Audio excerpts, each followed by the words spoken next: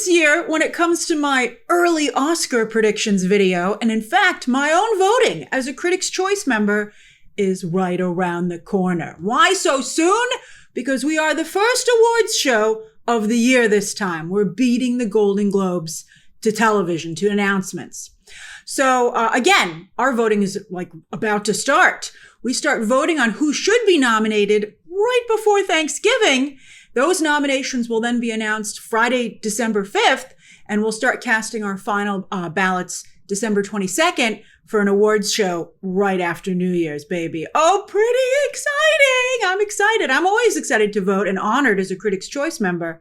But when you're first, you help set the tone. So with great power comes great responsibility. All right. So anyway, all right. So with this year, with all that in mind, I'm going to list, I thought we'd do the early Oscar video a little bit differently this year. I'm going to do the top 10 awards contenders, both in terms of industry and media buzz, but then also factoring in which movies are in the front of my mind as I get ready to cast my votes, first for nominations and then for winners. Let's go. It is our favorite season, awards. I always like to hear what you're thinking down below. And if you think there's something, if there's a movie I should be considering or reconsidering. And then also, I hope you'll subscribe for all my awards season coverage. I'll be covering the movies themselves, how they do at the box office. And this is going to be so fun and takes on new meaning this year.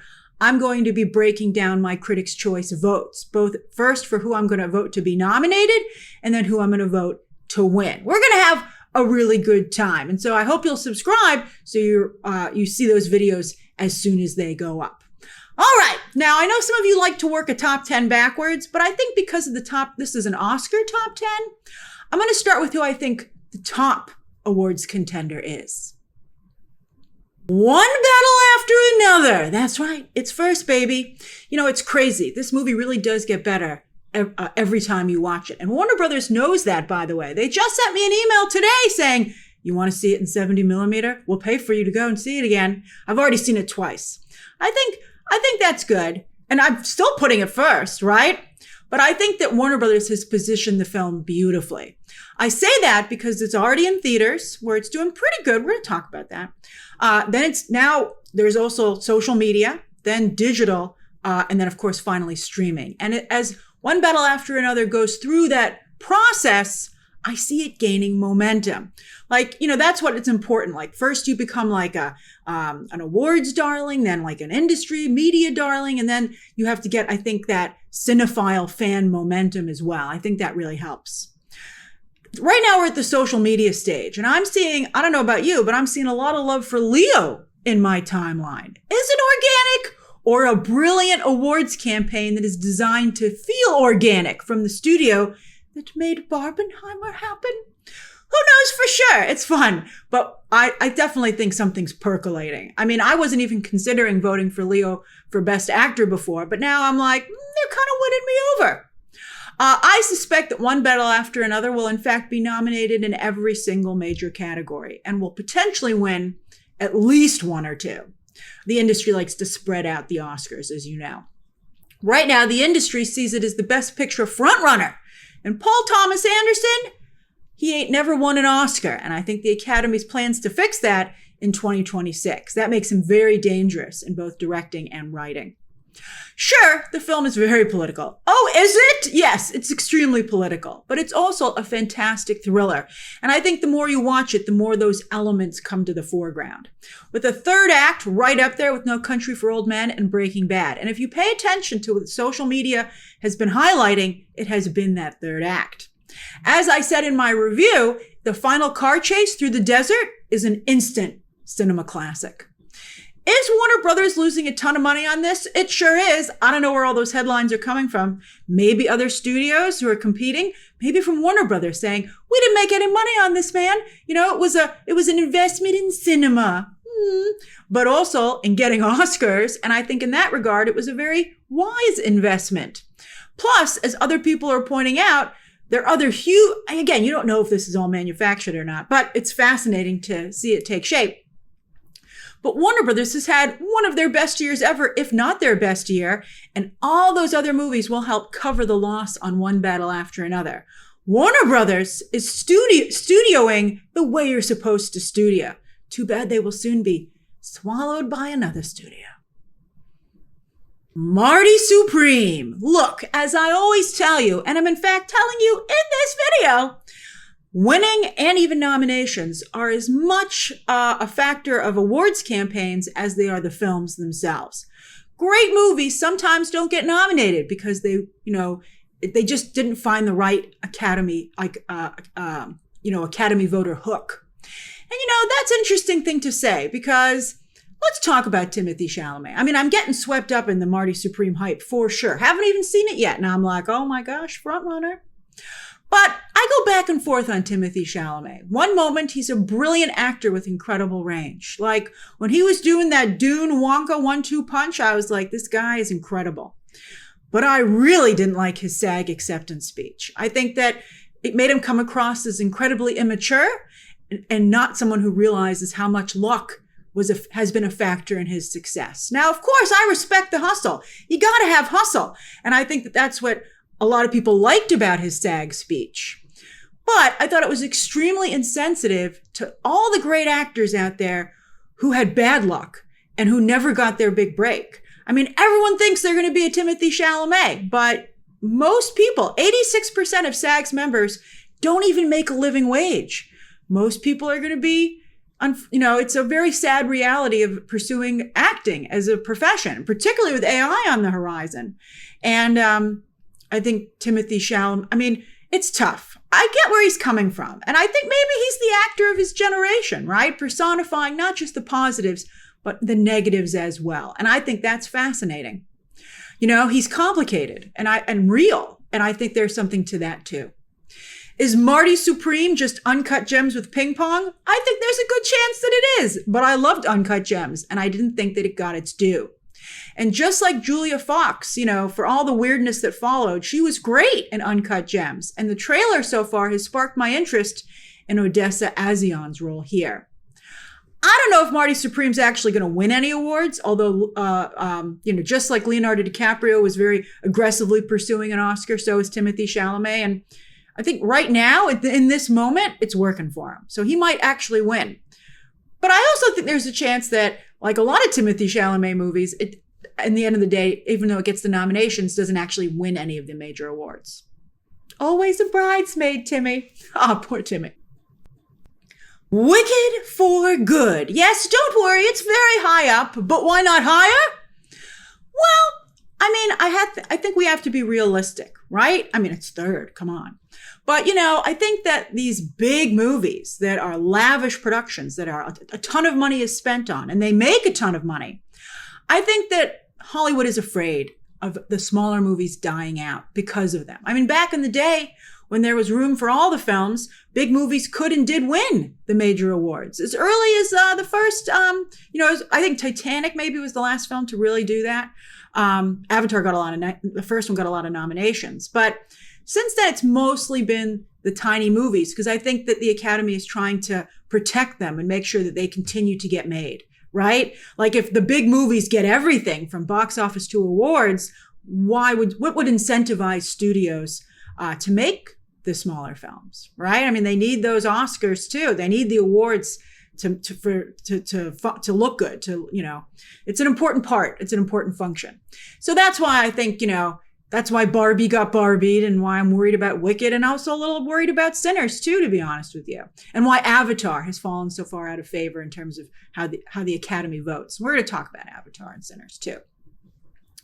So yes, we know the sequel will get a ton of nominations like the first one did, and will likely win again for Best Costume Design and Best Production Design. And with 2 new songs, probably take home Best Original Song.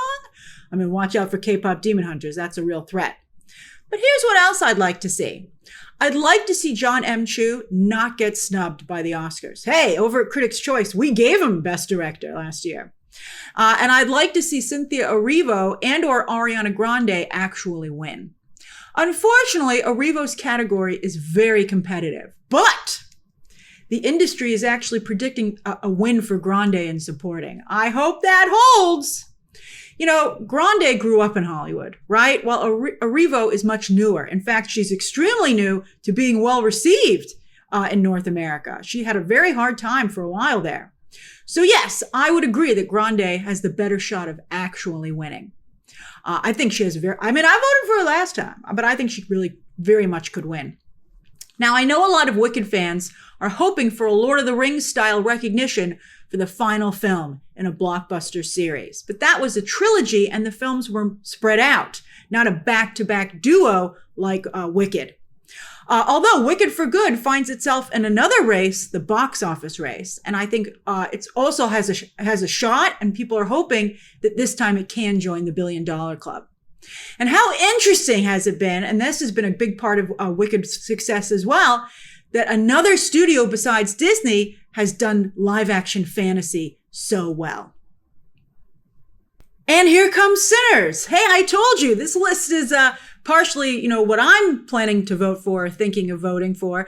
And I have no problem with big commercial movie making. Although I guess I see the problem I just explained, which is why I put One Battle After Another and Marty Supreme before these two.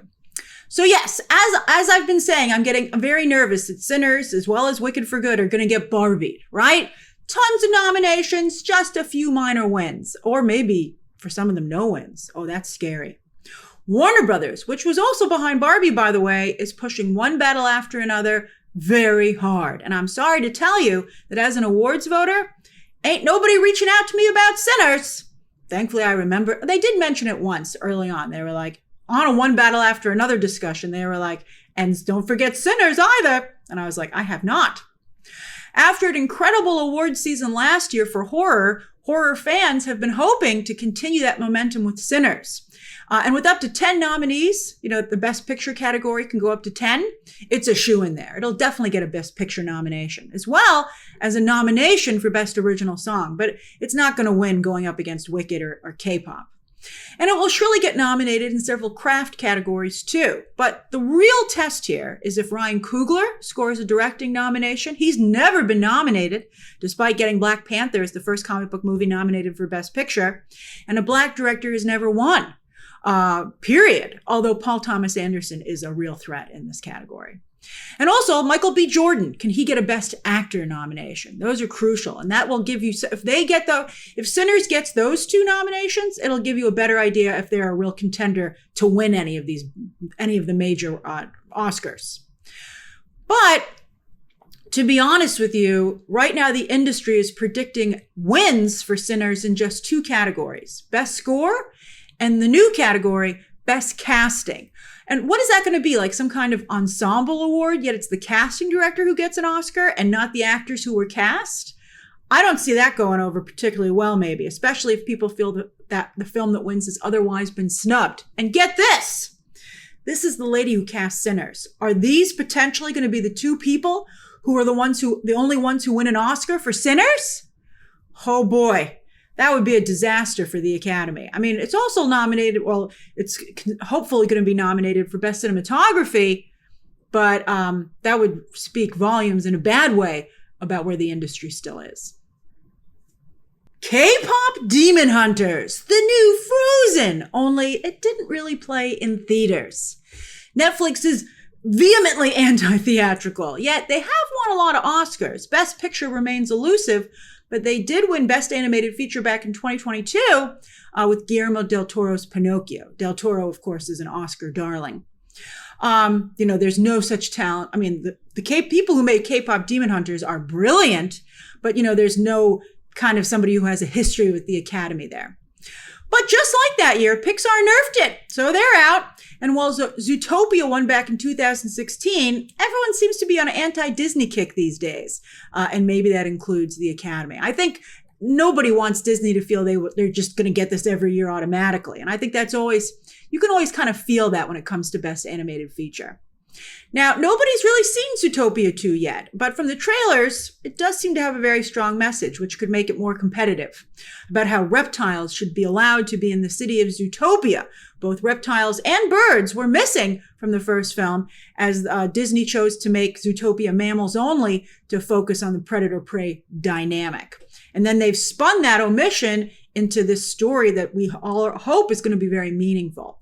Disney always kind of misses the mark, though. Sometimes they get a little too, or at least these days they do. They get too message heavy. So let's see if they can get the balance just right with Zootopia 2, particularly because Rich Moore, of Simpsons and Wreck-It Ralph fame, who left the studio, isn't working on the sequel. I'm a little nervous about that. But I think K-pop Demon Hunter's secret weapon is that it's not only a streaming juggernaut, almost 400 million views and counting, but it's a music juggernaut as well. The soundtrack and 5 songs individually all just went platinum. That makes it a contender for Best Original Song as well with Golden. It would be very hard to keep Wicked for Good from a win here, especially because they have, again, 2 new songs. But K-pop Demon Hunters is the movie that's keeping Wicked for Good from being a slam dunk. Any win would be huge for the continued expansion of South Korea or Korean culture the world over. And it fits very well with Parasite's win for Best Picture just back in 2019. In fact, Parasite won 4 Oscars. But I think K-pop Demon Hunters and Netflix would be thrilled with just 1 Oscar. Which one do you think it's most likely to be? Best Animated Feature? Best Original Song? Or do you think they can get both? Okay, now we've reached the bottom half of my list. And I gotta tell you, I haven't seen any of these movies yet, which is partially why they're down here. Hey, somebody's gotta be at the bottom of the list as well. But maybe once I do see them, some of them will move up a little bit. I'm excited. Well, here's the thing. I haven't seen them yet, and they have a lot of buzz, and they interest me. Those are the 3 things they have got these movies on the list. For instance, I'm not at all interested in Jay Kelly, so even though I haven't seen it, it didn't make the list. I did see Begonia, took that off the list. Yorgos Lanthimos just isn't for me. All right, so I'm dragging my feet to see Hamnet, but I still put it really high up. Why is that? Well, everyone is going crazy over Hamnet, so there's got to be, I guess. Well, I don't know. Let's see. So right now, it's the biggest threat to one battle after another's Best Picture hopes. But as you can see, I'm very skeptical. First off, I'm not a fan of Shakespeare. Then second, I don't like sad movies. And apparently this one is ridiculously sad. And then third, not a big fan of Chloe Zhao. Like when she won before and her film won all those awards, I was like, what? All right, but Academy voters, they seem to love all 3 of those things. So this movie's got that going for it.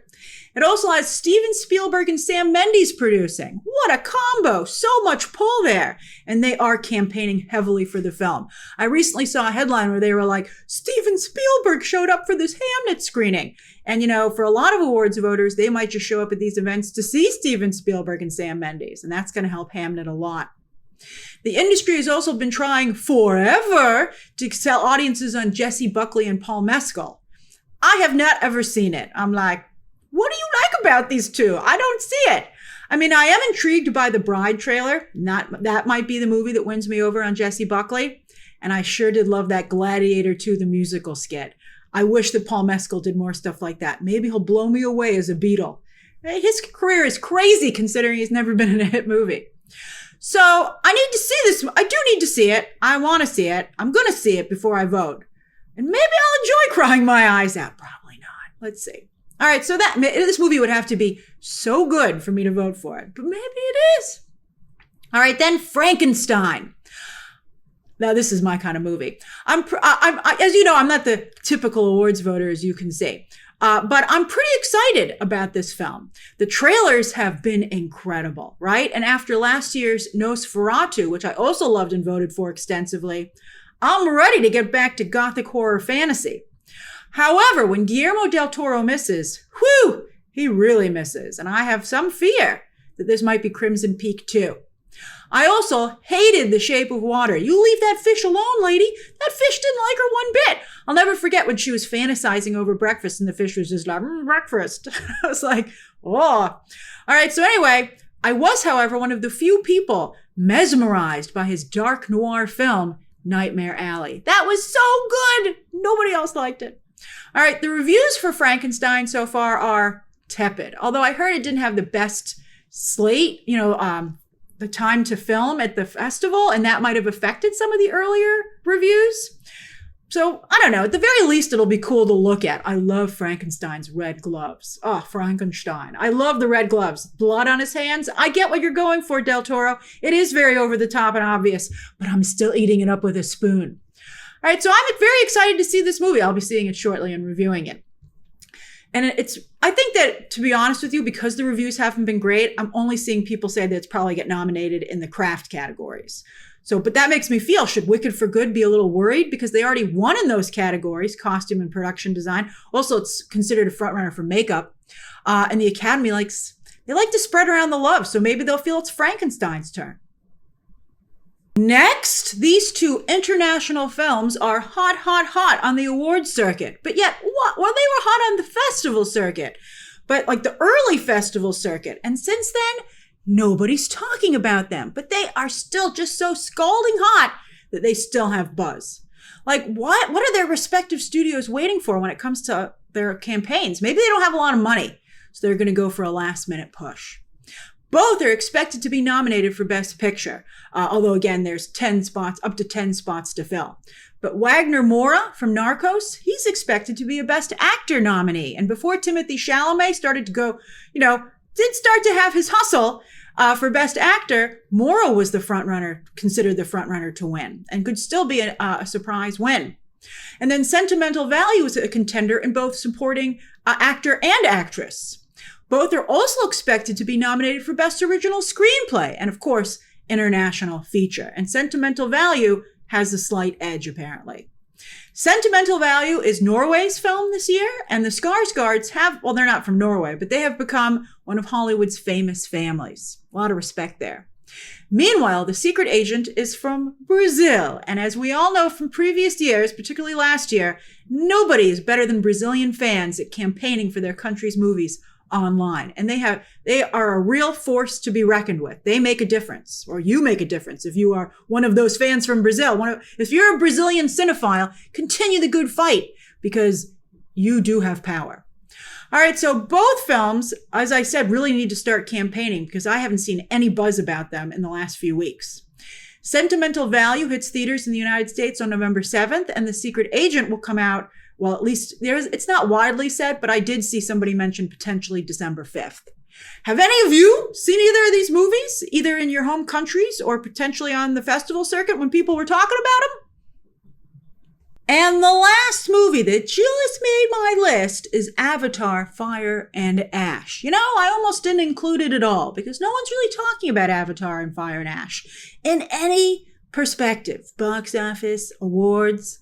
But yet, you know the saying, never bet against Jimmy C. I mean, he literally killed John Connor, but he didn't direct that movie, so I guess we won't put it on his official record. But besides that, I mean, the man's a legend for a reason. But it's funny. We know not to bet against James Cameron, but it's also so hard not to doubt him. Like, we were like, Titanic? Really? And then the first Avatar? And then the second? But they all hit. And then here we are, all doubting the third Avatar. I mean, will Jimmy C's luck run out eventually? I don't know. I think a major factor is the short time between the second and third Avatar movies. That's the new element that I'm not sure what kind of effect it's going to have. Or variable, I guess you can say. But not only have both Avatar movies made over $2 billion at the box office, the first Avatar with re-releases and stuff is now close to $3 billion. And Avatar, at least so far, has always been an awards staple. Yet, I do have to point out that its prestige is waning. While the first film was nominated for 9 Oscars, it's interesting. That was the beginning of snubs of the big blockbusters winning Oscars, and also it was his ex-wife. But The Hurt Locker with Catherine Bigelow took the major wins from Avatar. And also, I think everybody felt that Jimmy C already had all his Oscars from Titanic. He didn't need more. But yeah, so the first one, ton of Oscar nominations, right? And it won a few of them. But the second only got 4 nominations and was snubbed for director, score, and cinematography. In fact, this year, like with the last film, Avatar Fire and Ash is expected to only win Best VFX. But like for what? Again, it's only been 2 or 3 years. So have they really done anything significantly different? I mean, I guess they're adding fire this time. I mean, maybe the fire is amazing. No one's seen Avatar 3 yet. So there's no buzz about like I had to see Avatar 2 to be mesmerized by what they did with water. So maybe when I see Avatar 3, I'll be like, oh my God, I wasn't ready, Jimmy C. Why did I yet again doubt you? We'll see. Maybe the Academy, though, will switch it up. Just like they don't always want to give Disney Best Animated Feature. Like, is James Cameron makes an Avatar movie, is he just guaranteed the VFX Oscar, right? Maybe somebody else should get it, like Superman or Frankenstein, right? I mean, I think those are valid options. I know there was the fisheye look for Superman, but, in the actual film, I mean, the VFX looked great. And how about that sequence with the Rainbow River? That was really incredible. I would consider voting for I think, yeah, we do have VFX category. I will perhaps vote for Superman. All right, so do you think Avatar should just always win Best VFX just because of the complexity of what it is and that it's basically an animated movie? All right, so I believe, yes, these are the frontrunners for this year's awards season and the movies that I, as a Critics' Choice voter, am considering the most. How do you feel about my picks? And also, again, are there any films that you wish I would consider or reconsider? Make your case down below. I haven't started voting yet. And I'm excited to go on my journey with you this year. We're going to have a really great time. All right, share those thoughts down below. Subscribe today. And of course, as always, you can check out some more videos right now.